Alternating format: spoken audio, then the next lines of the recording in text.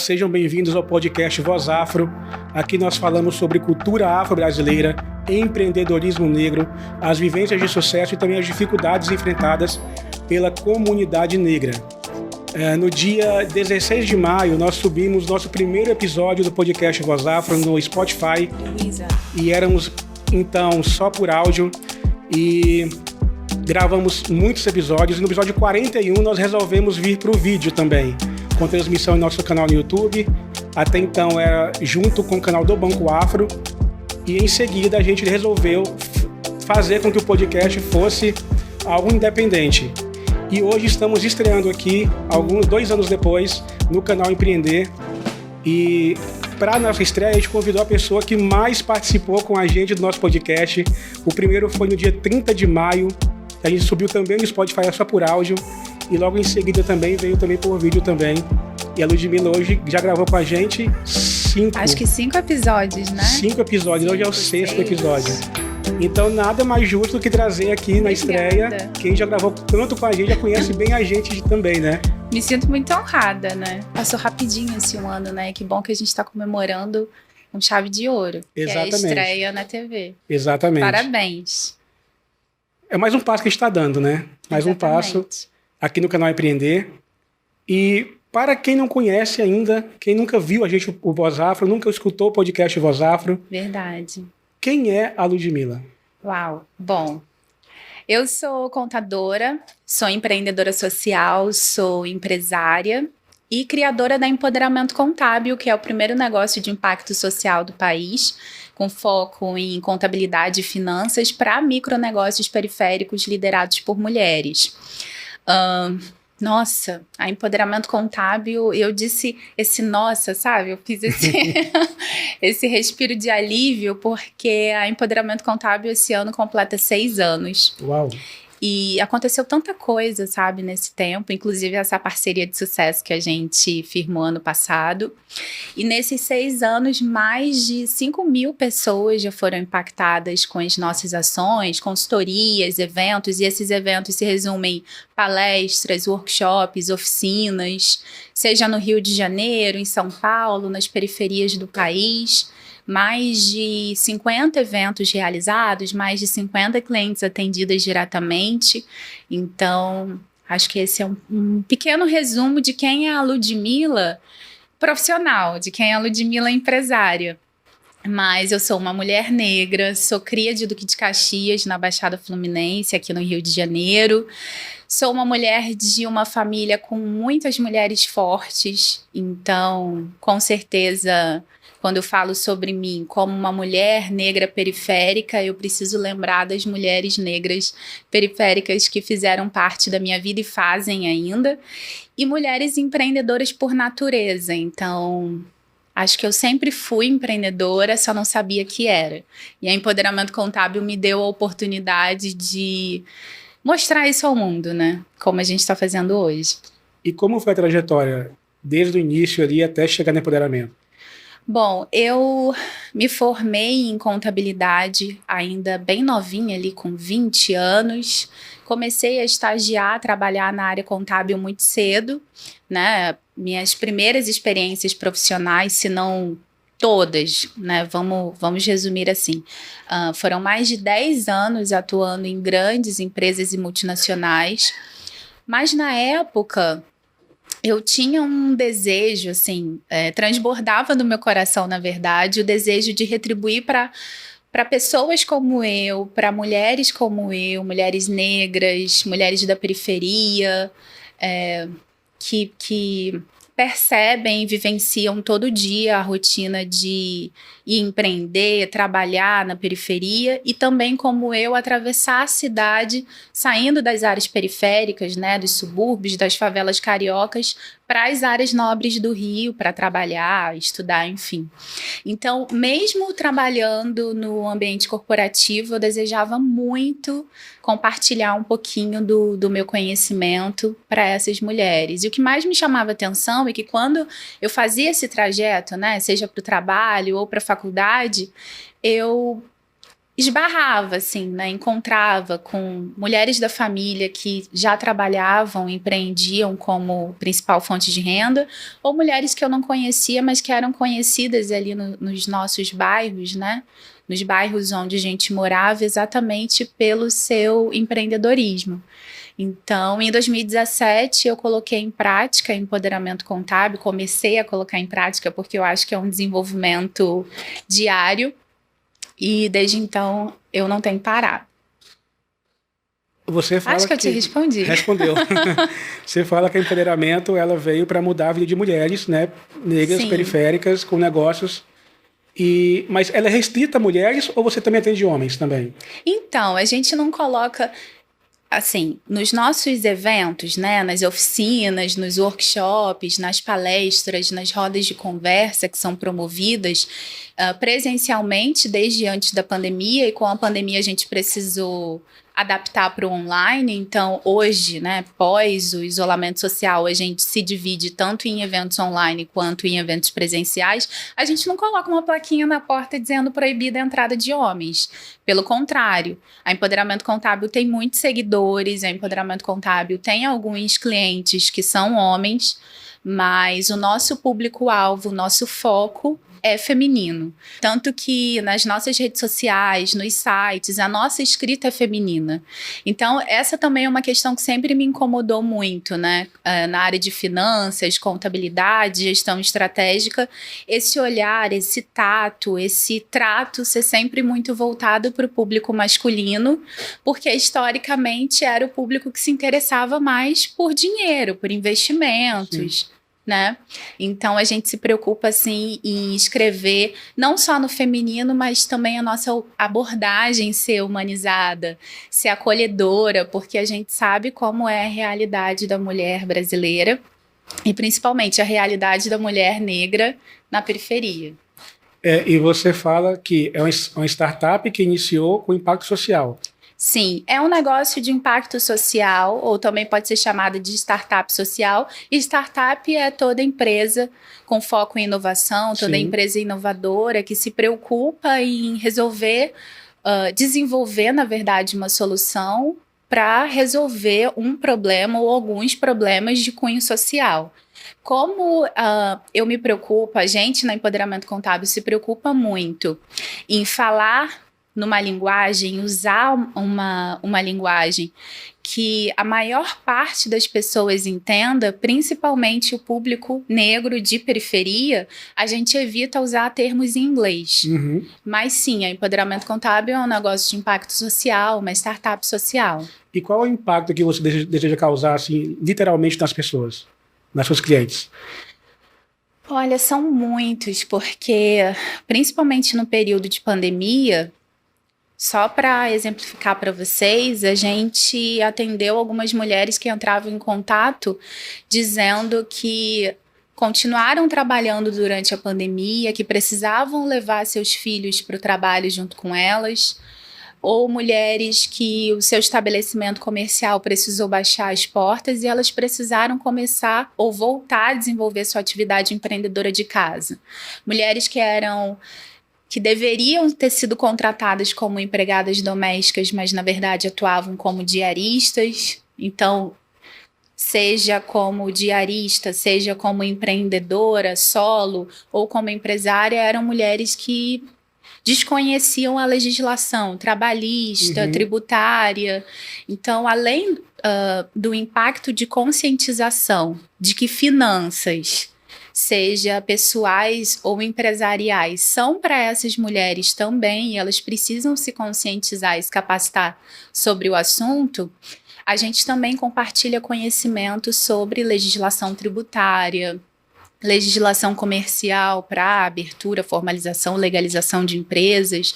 Então, a partir do momento que essas mulheres são impactadas com esse conhecimento, eu acredito que a vida delas é transformada, né? Se uma mulher se empodera entendendo a sua própria realidade financeira, ela provavelmente vai ela vai impactar as mulheres que estão à volta dela, ela vai transbordar para o seu empreendimento, né, para o seu micronegócio, microempresa, ela vai desenvolver melhor o seu bairro, né, porque a gente sabe que as economias da periferia, dos bairros do subúrbio, seja no Rio, em qualquer estado, das favelas, dependem desses micronegócios e muitos liderados por mulheres.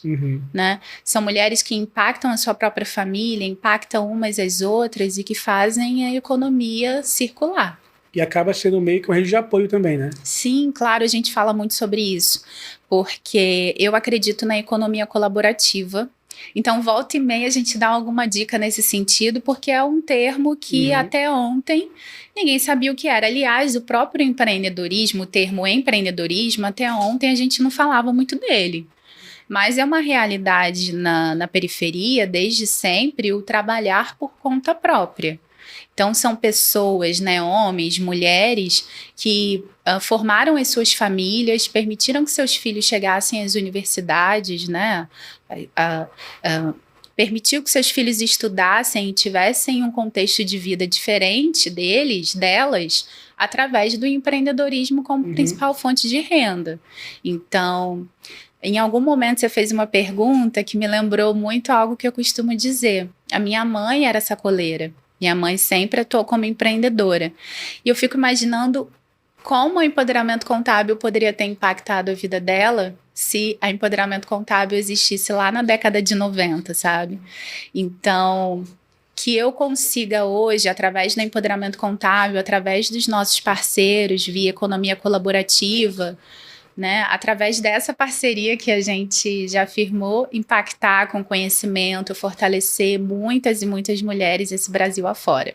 E a gente fala de economia, literalmente falar de dinheiro. Sim. Por que é tão difícil falar de dinheiro, de vida financeira? Muito difícil, né?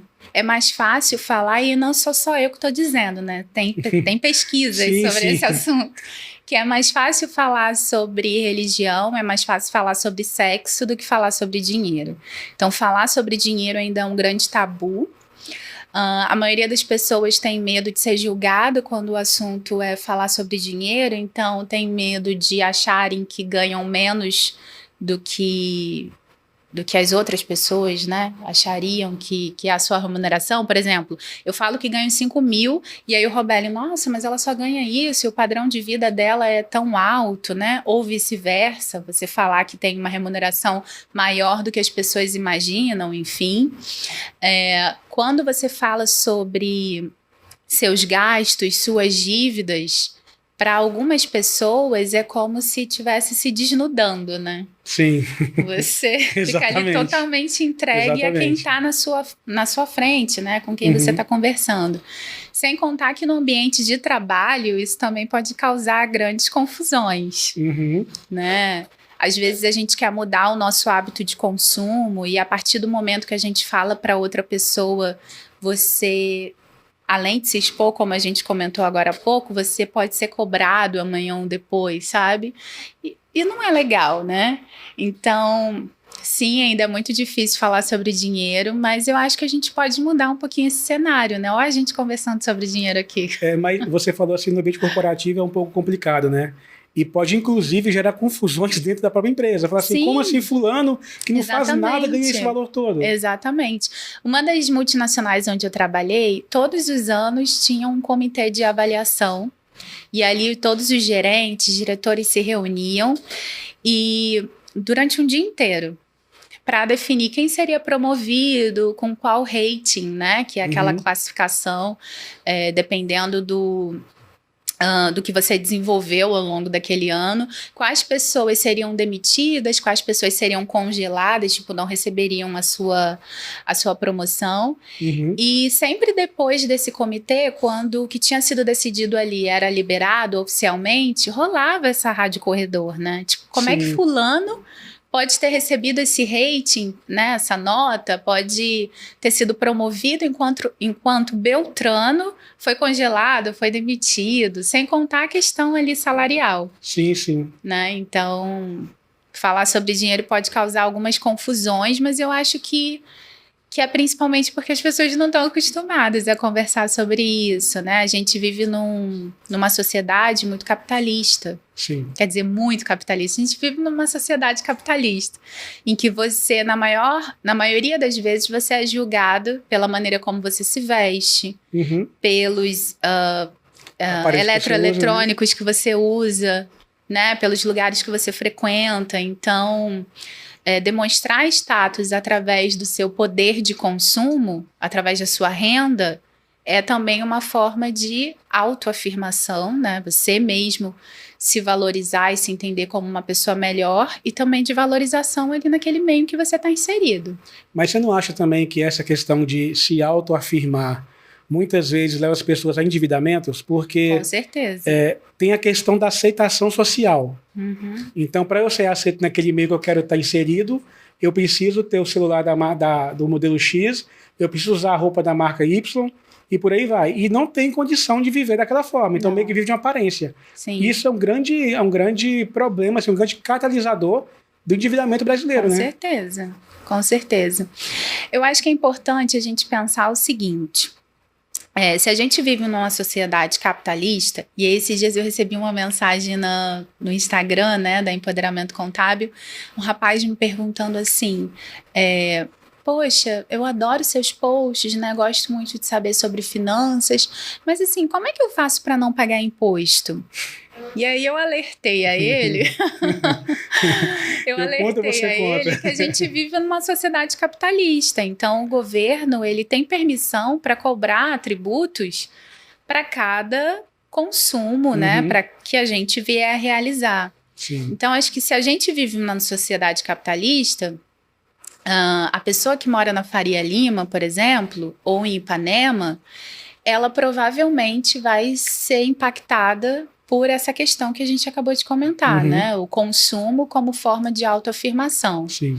E a pessoa que mora lá no topo do Pavãozinho ou no lixão, que quem é de Caxias sabe com quem eu tô falando, também vai ser impactada, né? Então, por que muitas vezes a gente ouve comentários tão pejorativos sobre o favelado que quer usar o tênis de marca e não sobre quem mora em áreas nobres da cidade, né? Então, o favelado, ele não pode comprar o tênis de marca simplesmente porque ele não tem dinheiro suficiente para isso e vai se endividar, mas é a pessoa que mora numa área nobre e que não contrata uma empregada doméstica, mas sim uma diarista, para não ter que pagar os direitos trabalhistas para aquela profissional, né? Então, ao meu ver, a gente tem duas situações aí que precisam de esclarecimento, né? Que precisam de conscientização. Nesse momento, eu acho que é mais fácil conscientizar uma pessoa de comunidade, uma pessoa periférica sobre os seus desejos de consumo e a maneira como consome, do que alguém que já vem tentando burlar o sistema capitalista sem precisar. Exatamente. O nosso papo agora, a gente falou um pouquinho sobre finanças, que é muito difícil falar sobre dinheiro, né? Sim. E a gente está estreando aqui no canal em junho, mês dos namorados. A gente sabe que tem um probleminha aí de falar sobre finanças nas relações amorosas. Sim. Por que é tão difícil falar sobre dinheiro até com parceiro? Então, é difícil falar sobre dinheiro, né? A gente comentou agora há pouco, ainda é um grande tabu. Seja com alguém da família, seja com um amigo, uma pessoa próxima. E aí acaba sendo uma grande questão para quem está endividado. Porque geralmente até as pessoas mais próximas não sabem que aquela pessoa está passando por uma situação financeira tão desastrosa, né? E aí a gente... Com certeza você já deve ter ouvido de alguém que teve desenvolveu, na verdade, um transtorno alimentar, ou um transtorno de sono, ou até mesmo depressão por questões de problemas financeiros, dívidas principalmente. Sim. E se falar com pessoas da família é difícil, imagina quando você está começando um relacionamento, né? Acho que é importante a gente deixar claro que quando a gente imaginou que fosse mitos financeiros sobre relações amorosas, a gente não quis colocar mitos financeiros no casamento, ou mitos financeiros no namoro, porque hoje em dia tem muitas pessoas que não estão numa relação tradicional, né? Ou que, enfim, desenvolveram ali o seu próprio tipo de relacionamento, mas que ainda assim são atravessadas por essas questões financeiras. Embora a gente saiba que, por exemplo, em 2022 foi realizado mais de 800 mil casamentos, se eu não me engano. Uau! E as pessoas estão voltando a se casar. E é uma indústria que fatura bastante, né? Tem Ou pelo programa menos disso, né? voltou a faturar depois da pandemia. Então, acho que é super importante a gente falar sobre esse assunto. Mas, geralmente, quando a gente está conhecendo alguém, ou fica interessado em alguém, a gente acaba focando em outros aspectos. Tem pessoas que focam mais na química, né? Ai, gosto de fulano, vou ficar com ele, com Beltrano, porque a gente tem química. Ou entra numa relação amorosa por conveniência, né? Ah, essa pessoa me trata bem, essa pessoa pode me dar um certo conforto financeiro, né? Ou essa pessoa cuida de mim, exerce uma certa responsabilidade sobre a minha vida, então é essa pessoa que eu vou optar. Dificilmente a gente fala sobre quais são os planos financeiros da pessoa que a gente... nossos, né, com a pessoa que a gente está conhecendo e vice-versa. Você quer contar alguma experiência sua de... Quer cortar essa parte? Não, pode continuar, pode.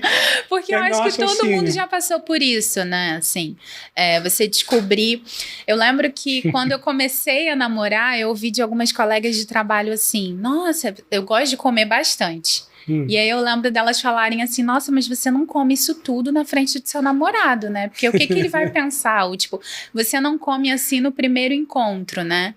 Porque geralmente as pessoas querem ser a sua melhor versão. Sim, sim. Nesses primeiros encontros, nos primeiros meses em que está conhecendo alguém. Acho que é importante a gente pensar que a comunidade LGBTQIA+, eu acredito que acaba tendo uma preocupação muito maior em relação a isso, porque historicamente são diversos casos de casais que ficaram juntos durante anos e que quando um dos dois faleceu, né, ou uma das duas pessoas faleceu, a família não permitiu que esse companheiro ou essa companheira tivesse acesso aos seus bens. Eu acho que a gente pode começar por aí, sabe? Acho que é difícil mesmo falar sobre finanças, sobre dinheiro, sobre suas práticas de consumo, seus sonhos financeiros, muito porque as pessoas têm medo de ser julgadas. Antes de falar das minhas experiências pessoais... Eu já falei da minha, eu falei que eu como muito, mas aí eu vou comer mesmo no primeiro encontro, no início de namoro.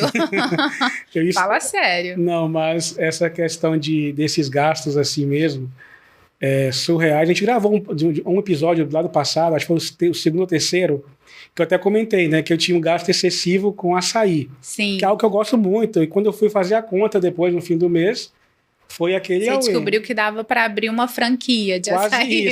Quase isso.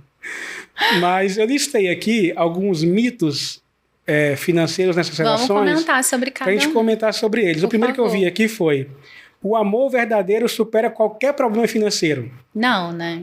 E vocês que estão assistindo sabem que também não. Dificilmente um amor verdadeiro vai superar problemas financeiros, principalmente quando a gente exemplifica problemas financeiros sérios, né? Pessoas serem despejadas, a perda de um emprego, ou o fato do seu companheiro, da sua companheira ganhar mais que você, ter uma remuneração acima que a sua. Eu acho que é fundamental você tentar conversar sobre isso ainda no início da relação, principalmente antes de decidir dividir residência, carro, fazer conta conjunta. Acho que é super importante prestar atenção no consumo, sabe? Nos desejos de consumo que essa pessoa tem, porque volta e meia a gente fala, né? Meu desejo de consumo é uma air fryer, ou meu desejo de consumo é um computador. Volta e meia a gente comenta. Não corre o risco de você ser pega de surpresa, se bem que, óbvio, provavelmente depois de você morar junto com alguém, né, quando você mora junto com alguém, é aí que você conhece essa pessoa de verdade. mas prestar atenção nesses sinais, né? Sejam os sinais não ditos, né? Que é quando a gente percebe que uma pessoa compra coisas acima do seu orçamento, né? Leva um estilo de vida muito acima do que poderia levar. Uhum. E também esses sonhos de consumo que volta e meia a pessoa comenta com você que gostaria de ter. Aí tem uma outra aqui que eu separei também, que é quase que o oposto disso, que diz que o amor verdadeiro é compartilhar tudo financeiramente. Difícil, né? Difícil. Eu acho que para a maioria das pessoas, já que é tão difícil falar sobre finanças, falar sobre dinheiro, falar sobre dívidas, você do nada, assim, por experiência própria, você do nada ter alguém junto com você dizendo o que você deve ou não fazer com o dinheiro que até ontem era só seu. Uhum. As decisões financeiras que precisavam ser tomadas só dependiam de você. E a partir do momento que você vai morar junto, se casa, enfim, tem ali um companheiro ou uma companheira no dia a dia, espera-se que essas decisões financeiras sejam dos dois, seja do casal ou seja da família. Só que essa remuneração que você recebe, seja por carteira assinada, empreendedorismo, né, aposentadoria, bolsa, auxílio de estágio, enfim, essa remuneração é a pessoa física, indivíduo que recebe, né? Mas as decisões financeiras precisam ser tomadas pelo casal. Tem algumas dicas que eu geralmente dou para as seguidoras da Empoderamento Contábil, para quem está consumindo o conteúdo que a gente promove, que é para organização financeira pessoal. Uhum. E eu entendo que vale muito quando se trata de uma família, né? Quando se trata de um casal, enfim.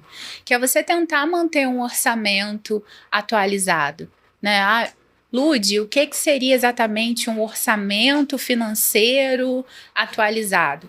Se você tem uma prática de cuidar das suas finanças pessoais, a probabilidade de você continuar cuidando das finanças, né? Quando você se torna parte integrante de uma família, quando você forma a sua própria família, melhor dizendo, ou quando você se torna casal com outra pessoa, é muito grande.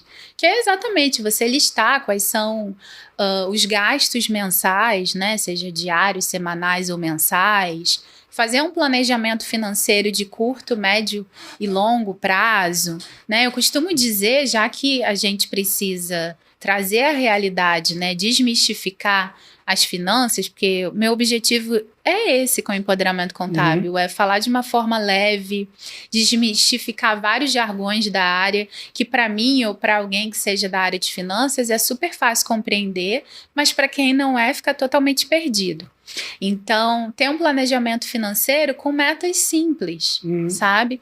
Se você pretende fazer uma viagem, né, você como indivíduo, e o seu companheiro não, ou sua companheira não, isso precisa ser debatido. E Robélio, é tão comum a gente perder a individualidade, né? Quando a gente entra no relacionamento. Sim. Se você para de se ver como indivíduo, seja porque você foi forçada a isso, né? Ou não, ou foi porque você foi cedendo e acabou não percebendo. É muito comum que isso aconteça com as suas finanças também, né? No final você esteja ali provendo essa outra pessoa, seu companheiro ou companheira, e nem perceba. Sim. E a conta em algum momento chega, seja no fim da relação, ou seja no momento de crise do casal ou crise financeira. Então essa organização precisa acontecer. Maravilha. Tem um outro mito aqui, que eu vi, que talvez o Caio Castro discorde, né, que fala que homens devem sempre pagar a conta. E aí?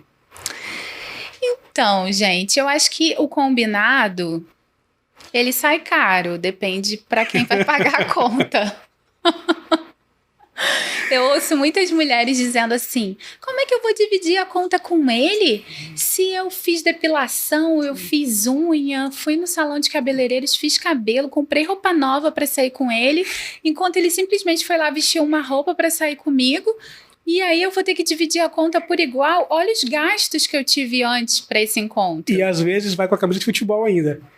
Né? Que é comum também. Péssimo, né? Porque, tipo, camisa de futebol, a gente sabe que não é roupa, né? É camisa de futebol, camisa de Ai, gente, esqueci o nome agora. Micareta, porque quase não tem mais, né? Mas alguém sair de Abadá? Isso até algum tempinho atrás era comum, assim, enfim. Mas eu acho que é interessante você deixar claro, né? Para essa pessoa que você está indo encontrar, geralmente quem convida paga a conta. Ah, entendi. Então, entendi. Se você foi convidada, minha amiga, e não tem dinheiro nenhum na carteira para dividir essa conta, pergunte, né? Se essa pessoa vai ser responsável pelo pagamento do restaurante, do cinema, enfim, do lugar que vocês forem se encontrar. Mas eu acho que não tem problema nenhum, né? Você dividir a conta também. Eu acho que depende da sua organização financeira, né? Mas essa questão de perguntar também, a gente volta lá na questão do tabu. Que as pessoas não querem conversar sobre dinheiro. E aí eu pergunto, por que você quer parecer ter uma realidade financeira, um padrão de vida que você não tem? Né? Então, assim, se você está se maquiando, e quando eu digo maquiar, é maquiar a sua vida, né? Mostrar uma realidade que você não tem para essa pessoa que você tá conhecendo, em algum momento você vai ter que se mostrar de cara lavada. Sim. Então, que isso aconteça o mais rápido possível, né? A gente não tá falando aqui de você dividir os grandes problemas da sua família, né? Ou traumas que você viveu e que é difícil você conversar, que geralmente a gente só conta quando você confia nessa pessoa, já tem um relacionamento há algum tempo. A gente está falando sobre coisas que todo mundo passa. Todo mundo sai de casa às vezes. Já aconteceu com todo mundo? Você passar o cartão de crédito e ficar naquela dúvida se a compra vai passar ou não. Já aconteceu com todo mundo você ter que devolver, de repente, um item que você foi comprar porque o seu cartão de crédito não passou, né? Hoje, com as ferramentas que a gente tem de compra digital, isso é mais difícil acontecer. Quem não tem dinheiro não tem mesmo. Mas todo mundo já passou por alguma situação desconfortável por causa de dinheiro. Eu acho que é importante a gente olhar para si. Teve em um dos podcasts, né, que a gente gravou, não vou me lembrar exatamente qual episódio foi, mas eu sugeri que a gente colocasse a vergonha no bolso nesses momentos. Seja para pedir desconto, seja para você deixar claro para o boy, ou, enfim, para o seu crush, que você não tem dinheiro para dividir a conta, né? Que o pagamento dependeria só dele. Porque quando os nossos boletos chegam, ninguém toca a nossa campainha perguntando se a gente quer ajuda para pagar. Então, uma mulher empoderada, ela sabe bem a sua realidade financeira, né? Sim. Um outro mito aqui é gastar dinheiro com presente é uma forma de demonstrar amor. Então, depende. Para algumas pessoas, essa afirmação é bem verdadeira, assim. Algumas pessoas gostam muito de dar presente. Algumas pessoas gostam mais de dar presente do que de receber.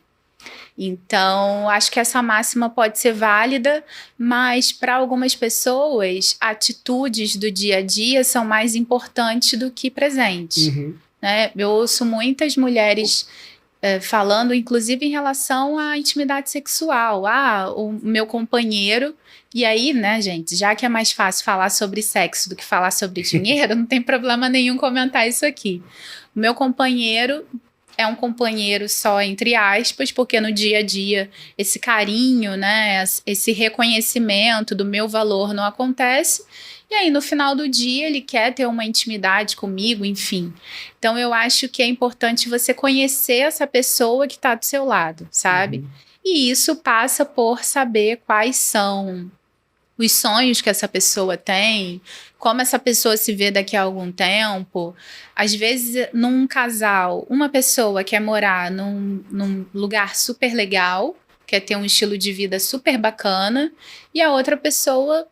E para outra pessoa tá tudo bem continuar morando no mesmo lugar, seja no bairro da periferia ou não. Então, acho que essa comunicação, ela precisa acontecer, porque senão, provavelmente isso vai trazer uma crise para o relacionamento. Tem um outro mito aqui. Dívidas são problemas individuais e não do casal. Acho que é importante a gente se perguntar se essa dívida foi feita antes do casal se tornar casal. Porque eu já terminei o noivado Eu vou ser sincera, eu já terminei um noivado porque eu descobri que meu noivo tinha uma dívida super alta, meu ex-noivo. E quando eu confrontei ele, ele sugeriu que era uma dívida que ele poderia resolver a qualquer momento, só que era uma dívida de anos atrás. E o que levou ele a contrair essa dívida foi um consumo exacerbado, assim, um consumo exagerado, para ter um padrão de vida muito acima do que ele tinha, principalmente para conquistar a pessoa com quem ele se relacionava antes. Então era algo do passado que estava arrombando a nossa porta, sabe? O tempo, passaram-se alguns meses, ele não resolveu a questão e ficava martelando na minha cabeça. Cara, a partir do momento que a gente se casar, isso vai impactar diretamente a nossa vida financeira. Sim. Então, o noivado acabou, claro, não foi só por esse motivo, mas esse foi um dos pontos principais para que eu rompesse o relacionamento. Muitos mitos que a gente falou aqui hoje. Falamos bastante sobre isso. Ludmila, o que a contabilidade e relacionamento têm a ver? O que elas convergem assim? Tá. Bom, acho que é importante a gente primeiro desmistificar alguns pensamentos sobre contabilidade, sobre os profissionais da área contábil. Primeiro é que a contabilidade não é uma ciência exata, tá? É uma ciência social aplicada. Então, eu me lembro que quando eu entrei na graduação e falava que estava cursando ciências contábeis, era muito comum as pessoas dizerem assim, nossa, então você adora matemática, você é daquelas que... Ou até hoje, né, quando eu vou no restaurante com um grupo de amigos e tal, todo mundo pede para eu fazer as contas e tal. Gosto de matemática, né, gosto de exatas, mas contabilidade é uma ciência social aplicada. Contadora não trabalha para a Receita Federal. Acho que isso é importante dizer. Então, as decisões que a Receita Federal, que o governo toma em relação aos tributos, a gente, como profissional da área contábil, eu como contador, eu preciso estar muito por dentro disso. Então, pela minha própria formação em finanças empresariais, em controladoria, em contabilidade, eu consigo, através do meu conhecimento, analisar dados financeiros de instituições, de organizações e também a legislação contábil para filtrar e compartilhar com vocês aquilo que melhor se aplica dentro da realidade, seja da pessoa física ou da pessoa jurídica. E a ciência contábil, ela estuda as organizações, né, as movimentações financeiras e contábeis de organizações. E organizações são feitas de pessoas. Então, eu acho que contabilidade tem muito mais a ver com relacionamentos interpessoais, com decisões que muitas vezes são subjetivas mesmo. Né? A gente teria que ir até para a área de antropologia, por exemplo, para entender o comportamento humano, principalmente quando toma algumas decisões. Já tem áreas, né, da administração que estuda essas atitudes, principalmente quando se trata de fraudes empresariais, né? Porque um determinado gestor, um diretor de uma empresa cometeu fraude, o que levou ele a fazer isso, né? Ou um colaborador, enfim, isso passa por contabilidade também. E a gente tem tentado, nesses últimos anos, Joabélio, através do empoderamento contábil, desmistificar a questão da contabilidade quando se trata da pessoa física, né? Do indivíduo, como eu e você.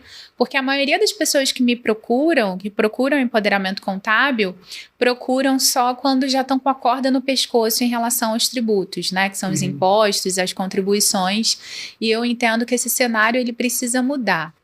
Quando a gente começou a empoderamento contábil, eu digo a gente porque eu sou criadora, mas tem algumas profissionais que fazem essa mágica acontecer, né? Todos os dias.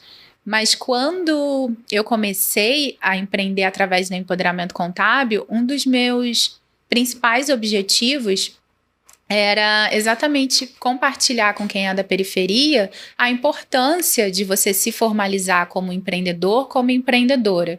Porque é um público né? É uma camada bem forte da nossa sociedade que não vê esses tributos sendo aplicados nos locais onde moram. Então, se eu não tenho saneamento básico no meu bairro, se eu não tenho segurança, se eu não tenho saúde, se eu não tenho educação, por que eu vou pagar imposto se eu não tenho a retribuição desse dinheiro para a minha qualidade de vida? Então é até compreensível que essas pessoas não queiram pagar impostos, né? Ou queiram ir ali pelo jeitinho brasileiro para que pague o mínimo de imposto possível. A gente vem conscientizando sobre isso, sobre os benefícios de se formalizar. Então a contabilidade tem sim tudo a ver com relacionamento. Ficou um mito que eu não falei do bloco passado, que é se casamento traz segurança financeira. Então, gente, acho que é importante dizer que eu sou pró-casamento, tá? Eu sou a favor de casar.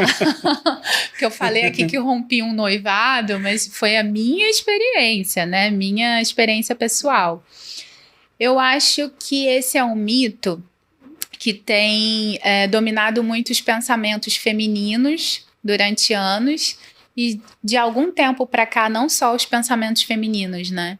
Eu tenho visto as pessoas se casarem cada vez mais por conveniência, ou irem morar junto, ou, enfim, ter uma relação amorosa duradoura, e não pelo sentimento em si, pela cumplicidade, todos os bônus que você formar uma família, os bônus subjetivos, digamos assim, que você formar uma família pode trazer. Acho que é importante a gente levantar a bandeira aqui de que uma mulher empoderada, ela pode sim se casar, ela pode ser mãe, ela pode trabalhar por conta própria, né? Ela pode ser empreendedora ou não, ela pode ser uma executiva. As escolhas precisam ser feitas por você. E quando eu falo mulher, é porque o nosso público-alvo é feminino. Eu sou uma mulher empresária, uma mulher negra de periferia, e a gente sabe o quanto a gente ser independente às vezes custa caro para a nossa vida pessoal. Quando eu decidi sair do ambiente corporativo, foi principalmente porque eu queria ter um estilo de vida que se adequasse mais ao que eu imaginava, que era, por exemplo, não precisar trabalhar até de madrugada quando as demonstrações financeiras de uma empresa listada na Bolsa de Valores precisava sair.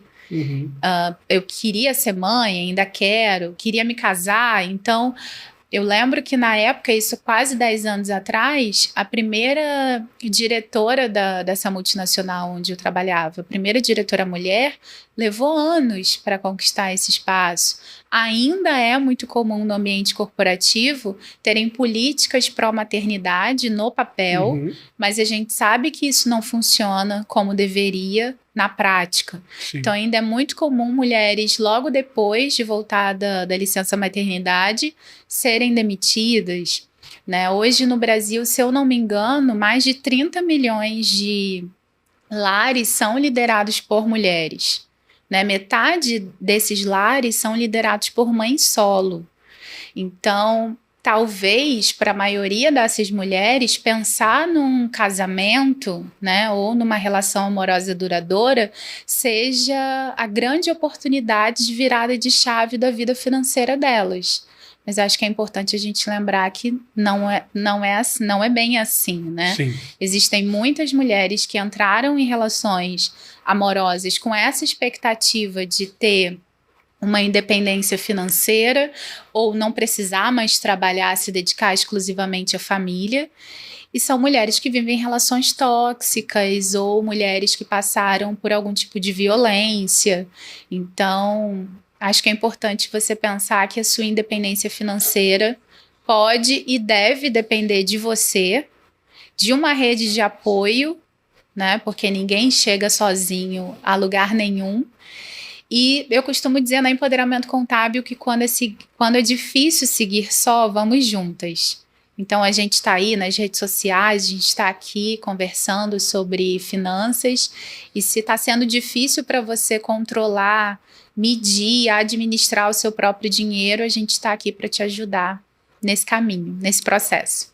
E por falar em empoderamento contábil, são 6 anos, né? Quase 6 anos. Quase 6 anos. Qual foi a principal assim, dificuldade nesses 6 anos? Nesses quase 6 anos de existência? Nossa, a principal dificuldade, acho que algumas. Aquele perrengue assim você não esquece. Eu acho que teve alguns perrengues que é difícil esquecer. Tiveram muitos momentos felizes. Eu acho que eu me lembro mais dos momentos felizes do que dos perrengues. Mas um desses perrengues foi quando eu comecei a empreender e falava para as pessoas, né, sobre empoderamento contábil. E desde o início eu usei as redes sociais para essa divulgação. Então, lá em 2017... eu atuava como profissional liberal, como contadora autônoma, e parte da minha renda eu revertia para fazer acontecer esses eventos que eram independentes, né? Eventos de conscientização, capacitação e treinamento. E eu ouvia, ou às vezes recebia por mensagens, pessoas que achavam que eu estava disponível para mercado. Então, algumas vezes eu recebia oportunidades de trabalho, tipo, Lud, vi essa vaga e lembrei de você. E aí eu precisava deixar claro, olha, eu estou empreendendo, não tenho disponibilidade para voltar para o mercado. Algumas pessoas até hoje chamam a empoderamento contábil de projeto e a empoderamento contábil uma empresa, tá, gente? Vamos deixar claro aqui. É um negócio de impacto social com foco em inovação. E negócios de impacto social, eles não são ONGs, né? Fica a cargo da administração de uma startup social decidir se vai fazer uma permuta, se vai fazer uma atividade pro bono, né, que é gratuita, mas as suas atividades precisam gerar lucro. É que negócios de impacto social não visam o lucro como principal foco. Nosso foco é reduzir ou solucionar problemas sociais. Sim. Então, acho que os maiores perrengues estão ali em volta dos julgamentos, né, das pessoas que infelizmente ainda acham que uma empreendedora que trabalha de casa, ela tá ali disponível em casa, ela fica em casa o dia todo. Esse é um perrengue, né, um desabafo que não é só meu, ainda ouço muitas mulheres reclamando que não são valorizadas pelos seus próprios familiares, pelos seus companheiros como profissionais. Muitas mulheres ainda acreditam que o empreendedorismo como principal fonte de renda é algo temporário até você ter oportunidade de voltar para o mercado de trabalho, né? Então, acho que a gente precisa se valorizar mais, se profissionalizar mais quanto empreendedora, quanto empresária, se planejar melhor financeiramente para que seu empreendimento dure o máximo de tempo possível, né? A gente sabe que a maioria das empresas no Brasil duram no máximo 5 anos. Depois disso, elas estão fechando as portas. Só que mulheres negras da periferia não podem falir, né? A maioria de nós não é herdeira. Sim. Que se falir tem ali um investimento familiar para fazer esse negócio deslanchar novamente. Né, como a gente sabe que a maioria dos homens brancos tem. Sim. Então, a gente precisa mesmo se dar a mão e seguir juntas. E falando também ainda em empreendedorismo e também em relacionamentos, tô namorando e quero abrir um negócio com a minha namorada como sócia. É um bom negócio? Sabia que eu já tive alguns clientes no empoderamento contábil que eram casais, mas não eram casais de namorados, eram casais já casados há algum tempo. Então, eu confesso que às vezes a gente estava ali se reunindo, não é mesa parecida com essa, assim, mesa de reunião para realizar a consultoria, e eles traziam problemas de casa. Então, aconteceu algumas vezes eu ter que levantar, dar uma saidinha para deixar eles ali resolvendo o que tinha ficado de pendência de casa. Depois eu voltava e falava, vou pegar um café. É quase terapia. Mas estão felizes, estão juntos, continuam empreendendo. Então, acho que é comum, né, esse tipo de desentendimento acontecer.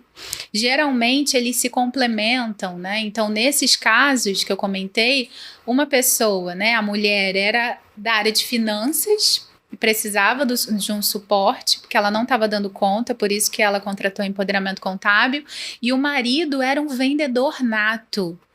Então, ele não tinha ideia do que era capital de giro. Ele vendia um carro, que era uma concessionária, e ele já queria ali comprar outro, e ela puxando, não é assim. Quando uma outra pessoa entrou, no caso eu, uma profissional eu entendi ele, eu percebi, na verdade, ele ouvindo melhor. Tem coisas que se a gente ouve da nossa mãe, do nosso companheiro, de alguém da família, talvez a gente não dê tanta bola assim, não dê muito ouvidos, mas quando é uma outra pessoa, uma profissional, enfim, talvez com mais tato, consigo ouvir. E um outro casal também, ela era mais da administração, ele era de vendas, então acho que a sociedade, principalmente no relacionamento, pode dar certo sim. Mas aí, como funciona também essa questão de misturar as contas pessoais com as contas da empresa? Que acaba sendo muito comum, né? Nossa, muito comum. Muito comum. Eu geralmente brinco do mural da vergonha alheia nos eventos da Empoderamento Contábil, porque ninguém tem coragem de falar dos seus próprios erros, né? Então eu trago um mural da vergonha alheia pra gente rir dos erros dos outros, tipo, stalkeando os erros alheios, porque esse daqui não é o meu.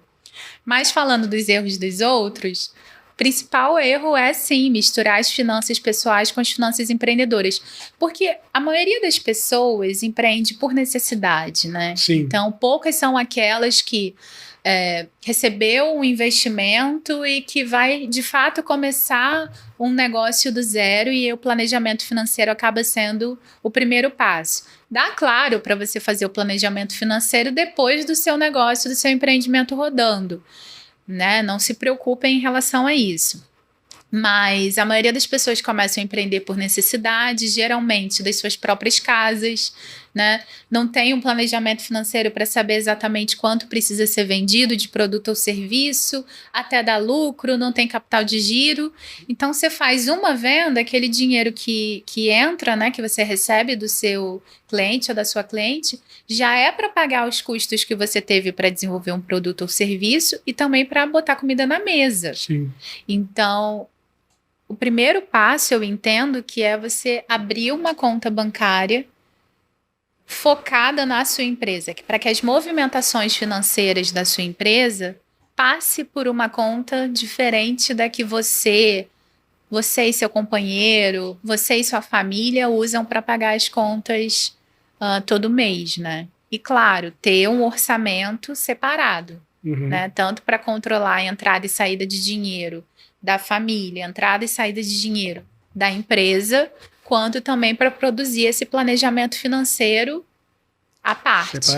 Separado. Lud, a gente está chegando no final, né, nesse episódio, dessa estreia aqui na TV, no canal Empreender. Maravilha.